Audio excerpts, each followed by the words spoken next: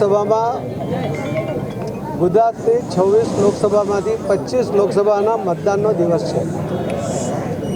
આપણા દેશમાં આખા દુનિયામાં સૌથી મોટી લોકશાહી, સૌથી મજબૂત કહી શકાય એવી લોકશાહી, એને વધુ મજબૂત કરવા માટેનો આ પર્વ છે।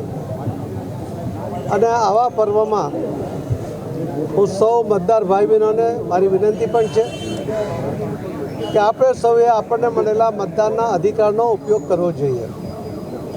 જે યુવા મતદારો કે જેમને પહેલીવાર મતાધિકાર પ્રાપ્ત થયો છે, એમને પણ મારી વિનંતી છે કે એમણે પણ પોતાના મતાધિકારનો ઉપયોગ કરવો જોઈએ।